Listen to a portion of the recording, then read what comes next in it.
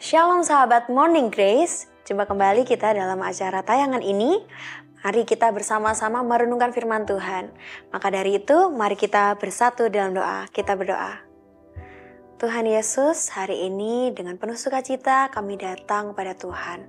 Kami rindu Tuhan untuk merenungkan firman Tuhan. Sehingga pada hari ini Tuhan kami boleh berjalan di dalam langkah terang kasih Tuhan. Terima kasih Tuhan Yesus, amin. Kita akan bersama-sama merenungkan firman Tuhan yang terambil dari Filipi 4 ayat 4. Saya akan membacakannya untuk kita semua. Bersukacitalah senantiasa dalam Tuhan. Sekali lagi kukatakan bersukacitalah.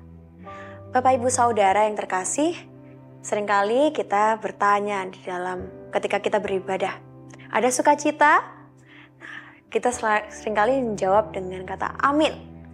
Ada, haleluya.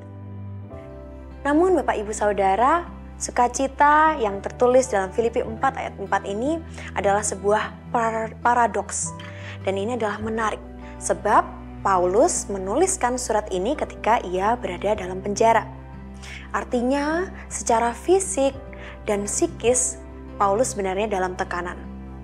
Ia jauh dari kata senang, berhadapan dengan kematian, namun Paulus tidak kehilangan sukacita. Bahkan justru menyemangati dan mengingatkan jemaat Filipi untuk bersukacita senantiasa. Sukacita, apa itu? Sukacita terambil dari bahasa Yunani yang artinya kairo, selalu berhubungan dan berdasarkan dengan Tuhan, tidak pernah berhubungan dengan hal-hal yang duniawi. Sukacita berbeda dengan kata senang. Senang biasanya timbul karena sesuatu yang ada di luar diri. Dapat hadiah, anak pulang, pekerjaan lancar, tidur nyenyak, dan begitu seterusnya. Namun sukacita adalah keputusan. Sukacita adalah suatu kesadaran ingin bersukacita, tidak dipengaruhi oleh kondisi yang dialami. Sumber sukacita ada di dalam hati kita. Sukacita itu gratis. Maka dari itu sukacita adalah sikap diri, bukan kondisi diri. Lalu bagaimana caranya? Ini kuncinya. Kunci yang pertama, di dalam Tuhan. Ketika kita berada di dalam Tuhan, kita mendapat kepastian hidup kekal dan keselamatan. Yakin bahwa ketika kita menjalani hidup, kita tidak sendirian. Di dalam Tuhan, kita tidak akan pernah takut dan khawatir lagi. Di dalam Tuhan, kita bebas mengadu persoalan dan menyampaikan keinginan kepada Tuhan. Seperti yang tertulis pada Ibrani 11 ayat 1. Iman adalah dasar dari segala sesuatu yang kita harapkan dan bukti dari segala sesuatu yang tidak kita lihat. Kunci yang kedua adalah hendaklah kebaikan hatimu diketahui semua orang.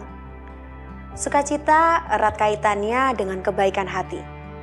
Kebaikan artinya ramah, berbaik budi, lemah lembut, suka menolong, dan bersikap suka mengalah. Stephen G. Post, PhD, seorang profesor bioetika di Case Western Reserve University School of Medicine dan timnya melakukan penelitian tentang apa yang terjadi di otak kita ketika kita berbuat baik. Wilayah otak di bagian lobus frontal kiri yang dirancang untuk berhubungan dengan perasaan belas kasih mendorong adanya tindakan menolong. Jadi ketika kita melakukan kebaikan dapat menghasilkan neurotransmitter endorfin, serotonin, dopamin, dan oksitosin yang sering disebut sebagai hormon yang bertanggung jawab membuat kita bahagia. Hormon-hormon tersebut dapat mengurangi rasa sakit, stres, dan menghilangkan kecemasan dan membuat kita merasa lebih tenang. Membuat kita juga merasa lebih semangat. Dan masih ada banyak hal positif yang lain yang dihasilkan oleh keempat hormon ini bagi tubuh kita. Oleh karena itu, hendaklah kebaikan hati kita diketahui semua orang, yaitu kebaikan hati yang dapat membawa kita dapat mengatasi suasana hati, membawa sukacita di hati. Kebaikan hati juga menolong kita untuk jadi bahagia. mengalami kepuasan batin, menemukan makna hidup, mengatasi dan menghindarkan kita dari rasa sakit.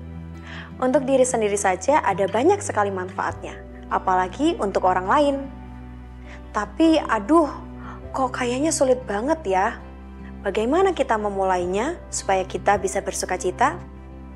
Kita bisa memulainya dengan tersenyum. Tersenyum adalah ekspresi pertama dari kelahirannya seorang bayi, seorang manusia. Maka dari itu, pilihlah untuk tersenyum. Selalu ingat bahwa hati yang penuh dengan sukacita diawali dengan senyuman. Tersenyum pada orang lain bisa menghasilkan persahabatan dan mengingatkan kita untuk terus bahagia. Dan kita bisa terus memuliakan nama Tuhan melalui energi, senyuman, dan sukacita kita. Bapak Ibu Saudara, meskipun dunia tidak tersenyum kepada kita, tetapi tersenyumlah pada dunia. Mari kita bersatu dalam doa.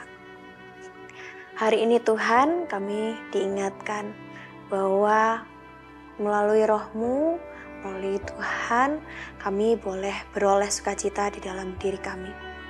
Meskipun ada banyak hal yang boleh terjadi dalam kehidupan kami, hal-hal tidak mengenakan boleh terjadi di dalam kehidupan kami, namun ketika kami boleh mengizinkan dan memutuskan untuk sukacita, kami percaya bahwa kami dapat melaluinya bersama Tuhan juga dengan sukacita.